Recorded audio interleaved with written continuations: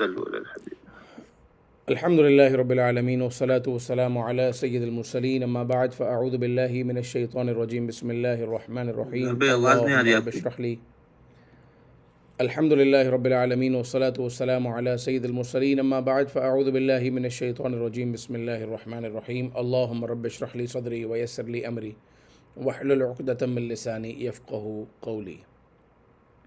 سورۃ التکویر کے بعد آج درس ہے سورہ انفطار کا۔ اللہ تبارک و تعالی قرآن مجید فرقان حمید سورہ انفطار میں ارشاد فرماتا ہے اذا السماء انفطرت، اور جب آسمان ٹکڑے ٹکڑے ہو جائے گا، جب آسمان پھٹ پڑے گا، وَإِذَا الْكَوَاكِبُ انتَثَرَتْ، اور جب ستارے جھڑ جائیں گے، وَإِذَا الْبِحَارُ فُجِّرَتْ، اور جب سمندر بہا دیے جائیں گے، وَإِذَا الْقُبُورُ بُعْثِرَتْ، اور جب قبریں کریدی جائیں گی۔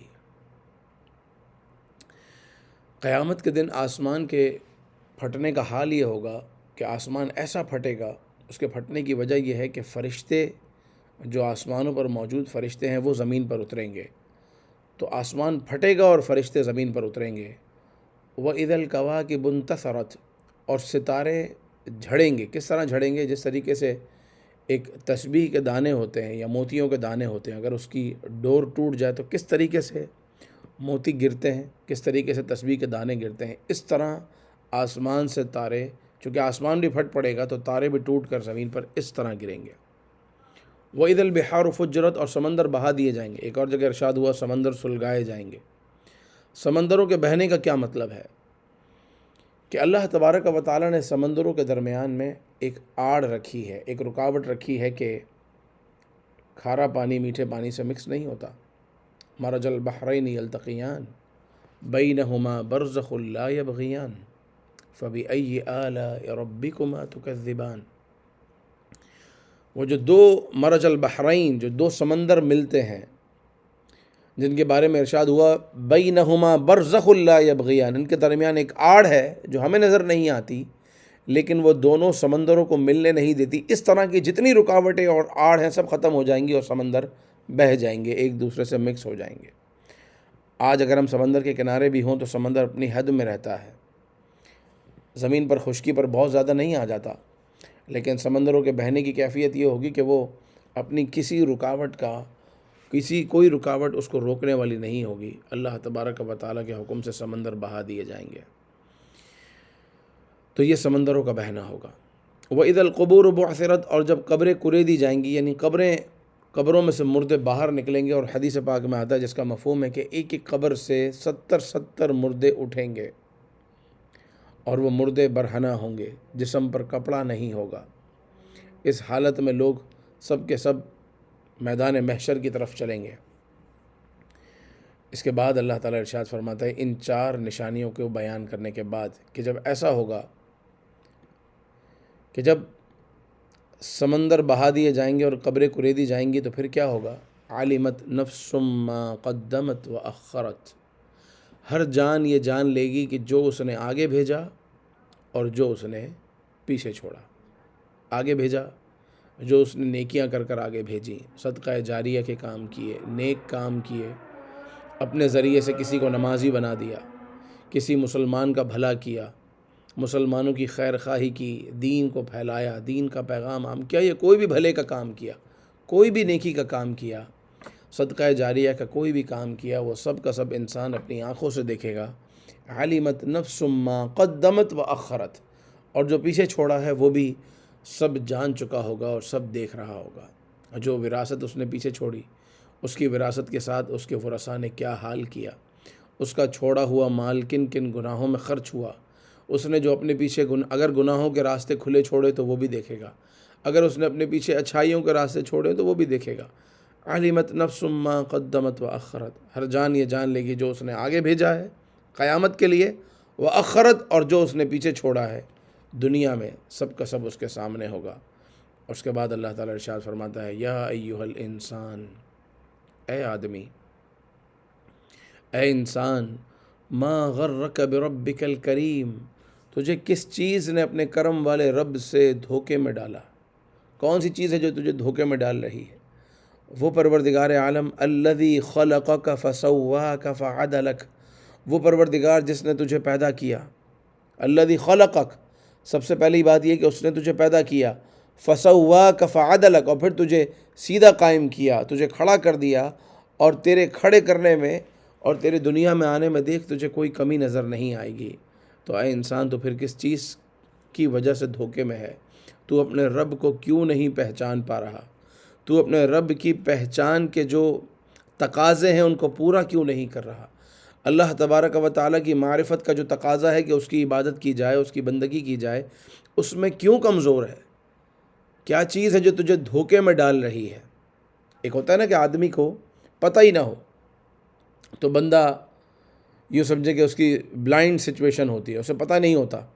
لیکن جب وہ یہ دیکھتا ہے کہ اللہ تبارک و تعالیٰ نے جیسا مجھے سیدھا ہاتھ دیا، اللہ نے بالکل ویسا مجھے الٹا ہاتھ دیا ہے، دونوں ہاتھوں کے اپنے اپنے کام ہیں، دونوں ہاتھوں میں سے کوئی ہاتھ بڑا یا چھوٹا نہیں ہے، دونوں کا سائز برابر ہے، دونوں کی انگلیاں برابر ہیں، دونوں کی ترتیب خوبصورت ہے۔ اللہ نے دو آنکھیں دی ہیں تو دونوں آنکھوں کا جو دیکھنا ہے وہ ایک جیسا ہے، سبحان اللہ۔ اللہ نے بیلنس کے لیے دو کان دیے، ایک کان نہیں دیا۔ اللہ نے آنکھیں دو دیں، کان دو دیے۔ اللہ تبارک و تعالیٰ نے ناک دی تو وہ خوبصورت دی، اس میں جو سونگنے کی صلاحیت ہے وہ اللہ نے رکھی۔ منہ میں پروردگار عز و جل نے زبان دی جس کے ذریعے ہم بولتے ہیں اور جس کے ذریعے ہم لذتوں کو محسوس کرتے ہیں۔ اتنا کچھ اگر ہم صرف اپنے ظاہر پر غور کریں تو اللہ نے ہم کو نوازا ہے، ایک اچھی صورت عطا کی ہے، ایک اچھی صحت عطا کی ہے، اچھا جسم عطا کیا ہے، طاقت عطا کی ہے، توانائی عطا کی ہے۔ اللہ تعالیٰ نے نیند کا ایک ایسا تحفہ دیا ہے کہ جس کی وجہ سے ہمیں مزید توانائی ملتی ہے، ہم آرام کرتے ہیں اور آرام کرنے کے بعد دوبارہ کاموں کے لیے تیار ہو جاتے ہیں۔ تو یہ پروردگار عز و جل نے اتنا کچھ دیا ہے اگر ہم صرف اپنے جسم پر غور کریں۔ اس کے علاوہ جو اللہ تعالیٰ نے ہمیں ماں باپ کی نعمت دی، اولاد کی نعمت دی، گھر بار دیا، اللہ نے رزق حلال دیا، اللہ تعالیٰ نے ہمیں بن مانگے رزق عطا کیا، بن مانگے ہم پر نعمتوں کی برسات کی، تو پھر اے انسان، یا ایھا الانسان ما غرک بربک الکریم، اے انسان کیا چیز ہے جو تجھے اپنے کرم والے رب سے دھوکے میں رکھ رہی ہے؟ پھر دھوکے میں رہنے کا مقصد کیا ہے، مطلب کیا ہے؟ ما غرک بربک الکریم، کس چیز نے تجھے اپنے کرم والے رب سے دھوکے میں رکھا؟ اللہ تعالیٰ نے یہاں اپنی صفت کریمی کو بیان کیا ہے کہ تو اللہ تبارک و تعالیٰ سے، اپنے کرم والے رب سے، وہ کون سی چیز ہے جو تجھے دھوکے میں ڈال رہی ہے جبکہ وہ کرم والا ہے۔ الذی خلقک فسواک فعدلک، اس نے تیری تخلیق کی، تجھے بنایا اور بڑا خوب بنایا ہے۔ تقاضا تو یہ ہے کہ آج دنیا میں اگر ہم پر کوئی احسان کرے، کوئی احسان کرتا ہے تو ہم اس کا شکریہ ادا کرتے نہیں تھکتے، اور کرنا بھی چاہیے، کیونکہ آقا کریم علیہ السلام نے ارشاد فرمایا من لم یشکر الناس لم یشکر اللہ، جو لوگوں کا شکریہ ادا نہیں کرتا وہ اللہ کا بھی شکر ادا نہیں کرتا۔ تو آج اگر ہم پر دنیا میں کوئی احسان کرتا ہے، ہم اس کے لیے اس کو تھینک یو کہتے ہیں، اس کا شکریہ ادا کرتے ہیں۔ اللہ تبارک و تعالیٰ نے ہمیں جو نعمتیں ادا کی ہیں، جو نعمتیں اللہ تعالیٰ نے ہمیں عطا کی ہیں، ان کا شکر کہاں ہے؟ پروردگار عز و جل نے جو کچھ ہمیں عطا کیا ہے، اس کے جو تقاضے ہیں، اس کی معرفت کے جو تقاضے اور اس کی عبادت کی بندگی کے جو تقاضے ہیں، وہ کہاں ہیں؟ وہ کہاں ہیں راتوں میں اٹھنا اور عبادت کرنا؟ اللہ تعالیٰ نے ہم پر اتنا بڑا احسان کیا کہ ہمیں بن مانگے نبی مکرم صلی اللہ تعالیٰ علیہ وآلہ وسلم کی امت میں سے کیا۔ وہ مبارک امت کہ من جاء بالحسنۃ فلہ عشر امثالھا، ایک نیکی کرتے ہیں تو اللہ تعالیٰ 10 گنا بڑھا کر اجر عطا فرماتا ہے۔ ومن جاء بالسیئۃ فلا یجزى الا مثلھا، اور اگر گناہ کرتے ہیں تو جتنا گناہ کیا ہے اللہ تعالیٰ اتنا ہی دیتا ہے۔ اور اس میں بھی کیسی کرم نوازی ہے کہ جب بندہ پہلا گناہ کرتا ہے تو کرامن کاتبین جن کا ذکر اس مبارک صورت میں آ رہا ہے، تو جو بدی لکھنے والا فرشتہ ہے وہ لکھنا چاہتا ہے کہ فلاں آدمی نے گناہ کیا، تو اسے نیکی لکھنے والا فرشتہ روک دیتا ہے کہ نہ لکھ، ہو سکتا ہے کہ یہ توبہ کر لے تو اس کا یہ گناہ نامہ اعمال میں درج ہی نہ ہو۔ پھر بندہ دوسرا گناہ کرتا ہے، پھر کرامن کاتبین میں سے جو بدی لکھنے والا، برائی لکھنے والا فرشتہ ہے وہ پھر حرکت میں آتا ہے، اور نیکیاں لکھنے والا فرشتہ کہتا ہے نہ لکھ، ہو سکتا ہے کہ یہ استغفار کر لے، ہو سکتا ہے کہ یہ توبہ کر لے۔ یوں بندہ تیسرا گناہ کرتا ہے، پھر اس کو نیکیاں لکھنے والا فرشتہ روک دیتا ہے، لکھنے نہیں دیتا، پھر چوتھا گناہ کرتا ہے۔ جب تک 5 گناہ نہیں کر لیتا، اس کے گناہوں کے لکھنے کا سلسلہ موقوف رہتا ہے کہ نیکی لکھنے والا فرشتہ اس کو روک کر رکھتا ہے کہ شاید کہ یہ توبہ کر لے، استغفار کر لے اور اس کا یہ گناہ درج ہی نہ ہو۔ ایسا قریب ہے میرا رب کہ نیکی کرو تو اللہ تبارک و تعالیٰ نیکی کے بدلے تو 10 گنا نیکیاں دے رہا ہے۔ من جاء بالحسنۃ فلہ عشر امثالھا، اور گناہ کرو تو جب تک 5 نہ ہو جائیں وہ نامہ اعمال میں درج ہی نہیں ہو رہے۔ توبہ اور استغفار کا وقت دیا جا رہا ہے کہ توبہ کر لو، تمہارا یہ عمل درج ہی نہیں ہوگا۔ سبحان اللہ، ایسا کرم والا رب، اور پھر بندہ اس سے دھوکے میں رہے اور رب فرمائے یا ایھا الانسان ما غرک بربک الکریم، اے انسان تجھے اپنے کرم والے رب سے کس چیز نے دھوکے میں رکھا؟ الذی خلقک فسواک فعدلک، جس نے تجھے پیدا کیا، بڑا خوبصورت بنایا، فی ای صورت ما شاء رکبک، اور جس پروردگار عز و جل نے جس صورت میں چاہا تجھے ترکیب دیا۔ فی ای صورت ما شاء، اللہ تعالیٰ نے جس صورت میں چاہا، یہ چاہت اس کی ہے۔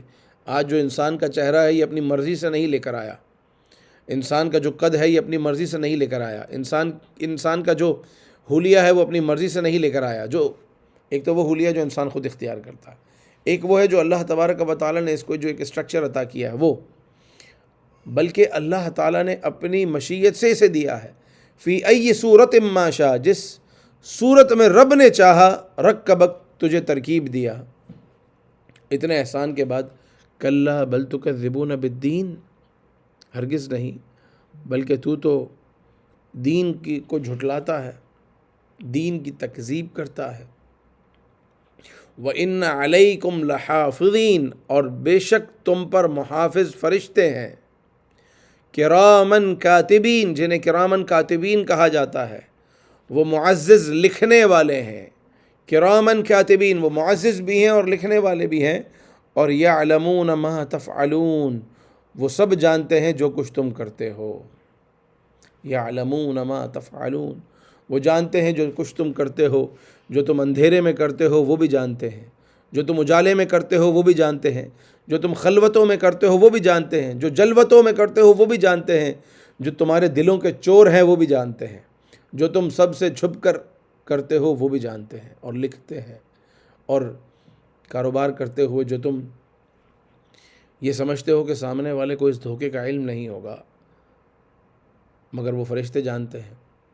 کہیں جھوٹ بول دیتے ہو یہ سوچ کر کہ ہمارا مال بک جائے، کسی کو نہیں پتہ چلے گا، مال بھی بک جائے گا، ڈیڈ اسٹاک بھی تو کاٹنا ضروری ہے۔ یعلمون ما تفعلون، وہ جانتے ہیں جو کچھ تم کرتے ہو۔ راتوں کو جو تم کرتے ہو وہ بھی جانتے ہیں، جو تم نماز قضا کرتے ہو وہ بھی جانتے ہیں، جو تم فجر میں نہیں اٹھتے وہ بھی جانتے ہیں، جو تم برے ارادوں کے ساتھ برے جگہوں پر جاتے ہو، برے جگہوں پر جاتے ہو وہ بھی جانتے ہیں۔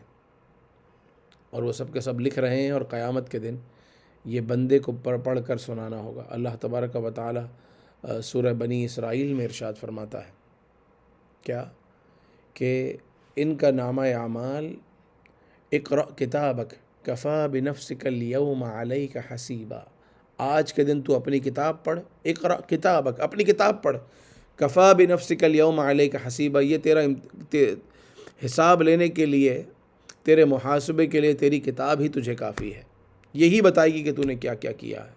اللہ اکبر۔ اور بندہ اپنی تقدیر کو اپنے گردن میں لیے پھر رہا ہے، اور ہر چیز اس کی لکھی جا رہی ہے۔ ایسے میں فیصلہ کر لے کہ اس کو زندگی کیسے گزارنی ہے۔ سنو، اللہ ارشاد فرماتا ہے ان الابرار لفی نعیم، جو نیک لوگ ہیں لفی نعیم، وہ تو ضرور نعمتوں میں ہوں گے، جو نیک لوگ ہیں وہ ضرور نعمتوں میں ہوں گے۔ ابرار کہتے ہیں نیک لوگوں کو، اور نعیم کہتے ہیں نعمتوں کو۔ ان الابرار لفی نعیم، بے شک ابرار یعنی نیک لوگ ضرور نعمتوں میں ہوں گے۔ وَإِنَّ الْفُجَّارَ لَفِي جَحِيمٍ، اور بے شک فاسق و فاجر، بے شک گناہ گار ضرور جہنم میں ہوں گے۔ یقیناً کافر تو جہنم میں جائے گا ہی جائے گا، لیکن جس شخص نے کلمہ پڑھ لیا وہ یہ نہ سمجھے کہ وہ ایک لمحے کے لیے بھی جہنم میں نہیں جا سکتا۔ اللہ تبارک و تعالیٰ نے کلمہ گو کے لیے جنت ضرور رکھی ہے، مگر جس نے فسق و فجور کیا، جس نے گناہ کبیرہ کا ارتکاب کیا، بغیر توبہ کیے مر گیا، جس نے نماز قضا کی، جس نے جھوٹ بولا، جس نے والدین کو ستایا، جس نے مال میں ملاوٹ کی، جس نے مسلمانوں کا دل دکھایا، یہ کوئی بھی اس طرح کے گناہ جس نے کیے ہیں، اگر وہ اسی گناہ پر مر گیا، وَإِنَّ الْفُجَّارَ لَفِي جَحِيمٍ، جو فاجر ہیں وہ جہنم میں ہوں گے۔ اور اس کی ایک تفسیر یہ بھی ہے کہ جو کفار ہیں وہ ضرور جہنم میں ہوں گے۔ الامان والحفیظ، اللہ تعالیٰ ہمیں کفر سے بھی بچائے اور فسق و فجور سے بھی بچائے۔ یصلونہا یوم الدین وما هم عنہا بغائبین وما ادراک ما یوم الدین۔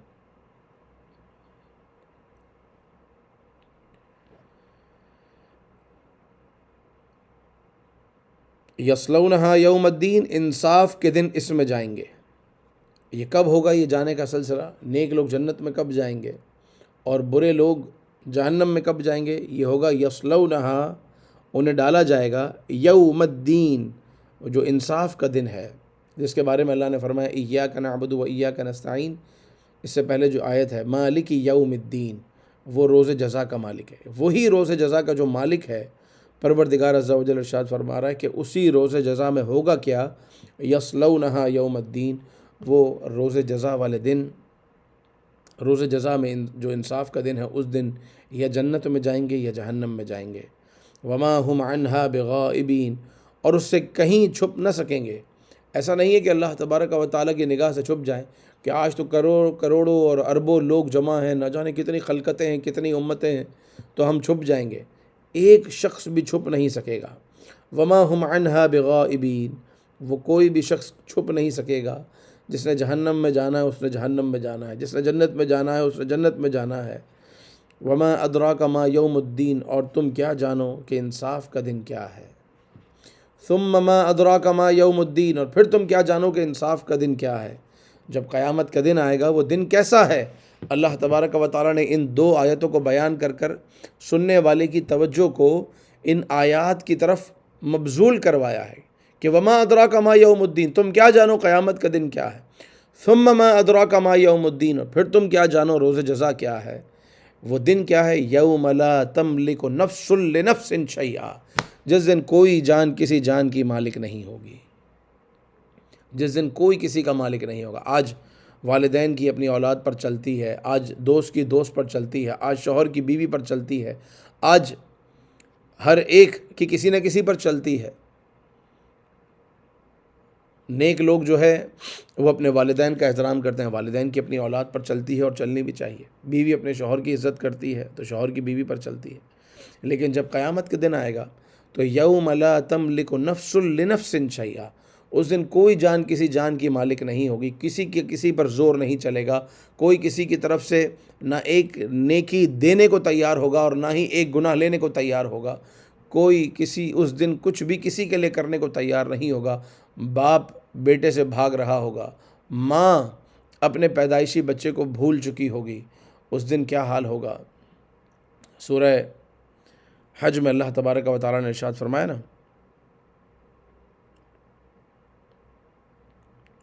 وَتَضَعُ كُلُّ ذَاتِ حَمْلٍ حَمْلَهَا وَتَرَى النَّاسَ سُكَارَى وَمَا هُمْ بِسُكَارَى وَلَكِنَّ عَذَابَ اللَّهِ شَدِيدٌ، کہ جو قیامت کا دن ہے اس کے حال یہ ہوگا کہ حمل والی اپنا حمل بھول چکی ہوگی۔ اور اسی طریقے سے وہ لوگ کہ جنہوں نے جانور خریدے اور جانوروں کو خریدنے کے بعد ان کو اس قابل بنایا کہ آج وہ جانور بڑے ہوئے اور اب ان کی افزائش نسل کا وقت آیا ہے، مگر انسان وہ سب کا سب کچھ اپنا یعنی مال اسباب سب کچھ بھول چکا ہوگا۔ ایسے میں کیا ہوگا؟ وَالْأَمْرُ يَوْمَئِذٍ لِلَّهِ، اور اس دن فیصلہ جو ہے وہ اللہ کا ہوگا۔